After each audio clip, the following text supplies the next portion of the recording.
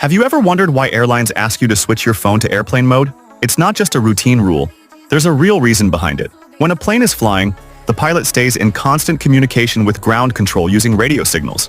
These signals help guide the flight, like avoiding turbulence, rerouting around storms, or staying clear of other aircraft. Now, if your phone isn't on airplane mode, it starts trying to connect to every cell tower it passes. Since the plane is moving so fast, your phone keeps switching towers, rapidly sending out signals. And those signals, they can interfere with the radio frequency the pilot is using. That interference could block an important message from reaching the cockpit. So airplane mode isn't just for saving battery or cutting off calls. It's there to help keep the flight safe. Now you know.